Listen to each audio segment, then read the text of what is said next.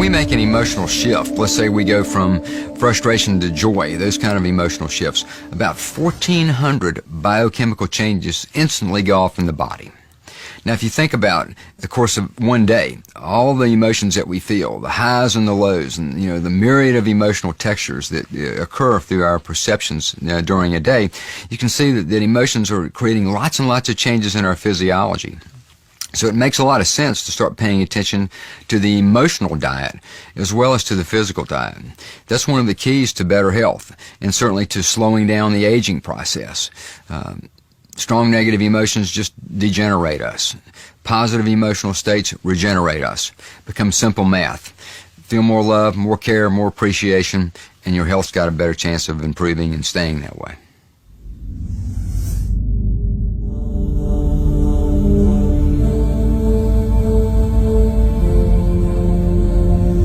One of the most profound discoveries made really since the advent of quantum physics is a thing called the zero-point field. And what this is the energy exchange that goes on between subatomic particles. All subatomic particles engage in a little energy dance. It's almost like playing a game of basketball. They send energy back and forth to each other. And in that exchange, a thing called a virtual particle is created, just for less than the blink of an eye. Now, that little individual exchange isn't much energy. It's about a half a watt's worth. But when you multiply all of the subatomic particles doing this energy exchange across all things in all the universe, you come up with this unfathomable amount of energy, all happening out there in empty space, like some supercharged backdrop. While conventional biology focuses on the material stimuli, quantum physics reveals that it's the invisible stimuli that are much more important. There's a simple quote by Albert Einstein that makes sense out of this, and the quote is, "The field is the sole governing agency of the particle." What Einstein meant by this very simply is the field, the invisible energy forces around us, they are the sole governing agencies of the particle. Well, the particles matter. And so quantum physics says the character of matter is ultimately determined by the field. How then is healing communicated to another person? Well, you see, there's this field. We're not in this field, we are this field. We're denser, we're lighter in between, we're denser, we're lighter in between, or some people say we're lighter when we're physical form and we're denser in between. Whatever the aspect is, we're blips in this field of energy, of light, of information. We access this field all the time. We pull information from this field all the time. Every one of us has watched a flock of birds in flight and how it changes direction. Instantly, all birds in the flock change direction. So, it seems as if a superior bird brain controls all the birds simultaneously. That only works with the help of those fields, since the fields are able to transfer with no informational loss, and above all, instantaneously, with no time delay. Walk into any great cathedral in the United States, in Europe, anywhere, that's been standing for hundreds of years or more. And what you will experience is in that cathedral is a hush of awe, reverence, quiet, and it's a palpable experience.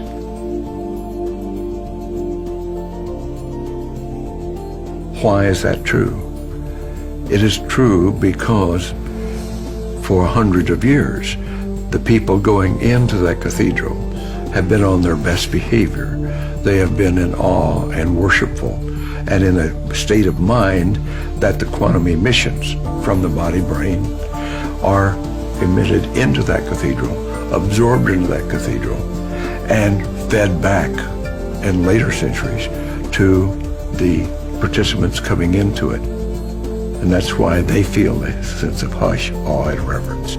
We're all part of this giant energy field, this zero-point field, that we're all connected, and that we're connected across the furthest reaches of the cosmos.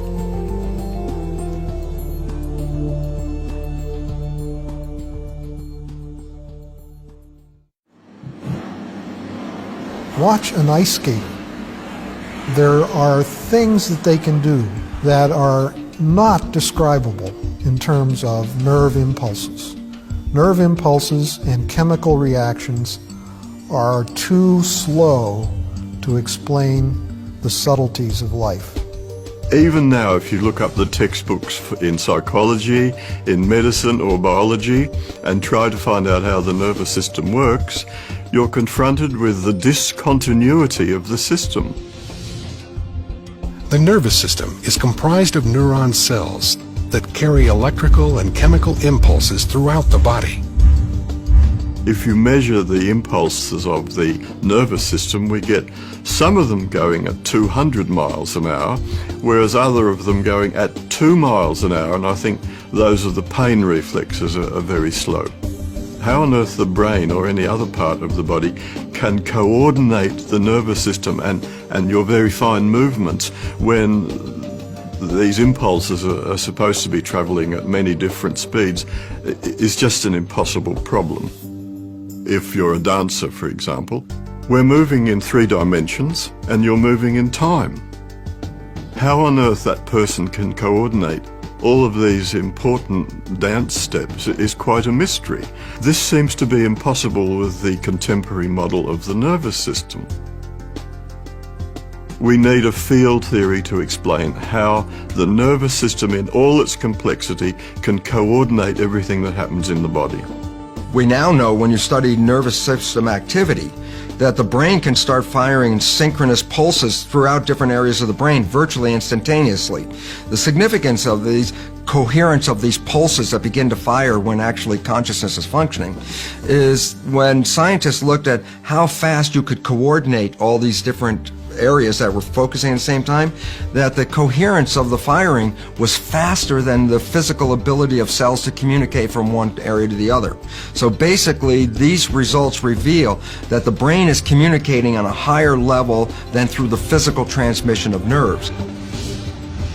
Our brains also don't work the way we were taught in school. Learning isn't here, memory isn't here, speech isn't here, this isn't there, this isn't somewhere else. These aspects are diffuse throughout our brains, and we access it from the field. So it's as if there's this bandwidth of information that we're always in tune with, although not always consciously. We're understanding that the brain doesn't have precise addresses for certain things. No one's been able to find where memory is, for instance. And Carl Pribram did some amazing studies years ago, horrible studies, where they taught rats certain runs and then began systematically destroying the rats' brains. And they found that no matter how much of their brain they removed, the rats might have terrible motor skills from that, but they would still, over and over, remember the run.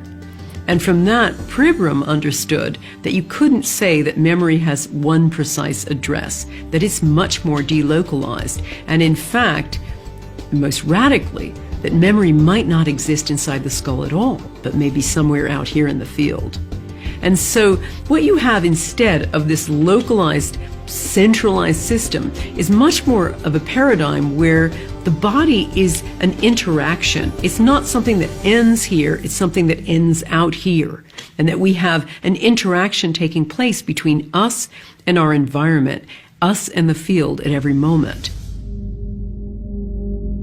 I had an irregularity on a kidney that was discovered by an MRI. The physicians wanted to biopsy that, and I said, no, we're not going to do that.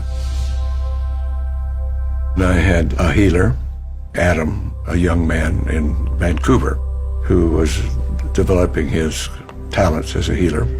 He wanted to work on it. Over a period of a month, we did that once a week. Using just a photograph, Adam can perceive a person's body field in the form of a holographic image. He sees areas where the energy flow is blocked, which indicates illness or injury.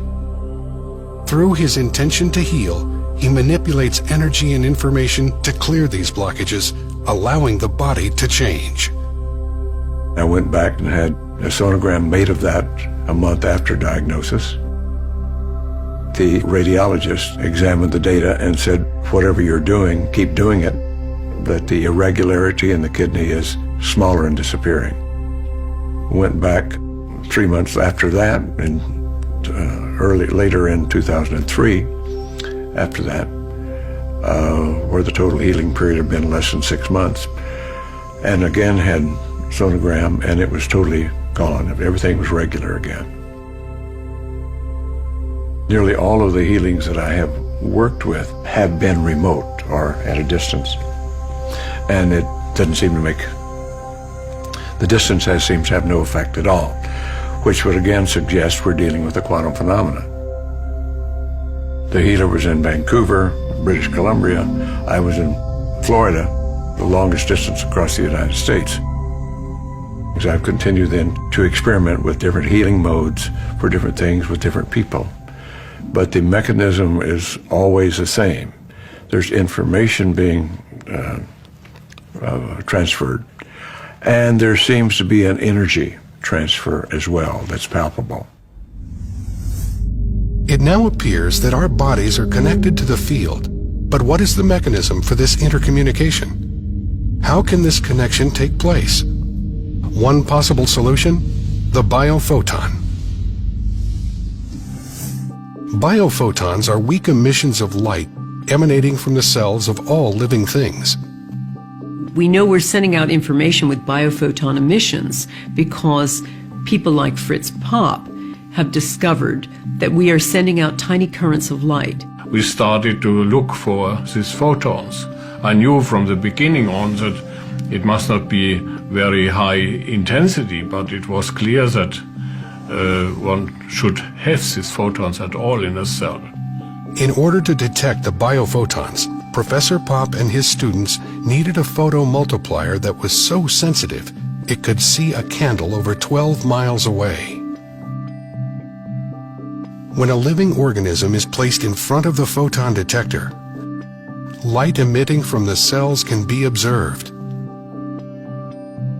We started with cucumber seedlings and later with other ones, and all living systems which we put into the instrument showed this very weak photon emission. Professor Popp theorizes that these biophoton emissions may be controlling our body's metabolism. Molecules cannot regulate themselves. They have to have a field, more or less. So the photons should be the carrier of the information which is necessary to regulate the metabolism. These biophotons create a dynamic, coherent web of light within our bodies. Our bodies are constantly emitting light in the form of biophotons. Are these biophotons the body's control mechanism? Isn't that the function of our DNA, our genes? Genes are not controlling our biology. When we get issues running in families, for example, cancer, we immediately look at a genealogy chart and mark all the recipients of this cancer running through the family, and then turn around and say, look, genetics, this is running in the family, so there must be cancer genes. What they've left out is this very interesting piece of research that reveals that when children are adopted into families that have cancer, the adopted children will express the cancer with the same propensity as any natural child in that family. But the interesting fact is the child comes from totally different genetics that doesn't even have that cancer. So it says being introduced into the family dynamics, which is where you learn perceptions and beliefs and attitudes, is what shapes the cancer, not the genetic.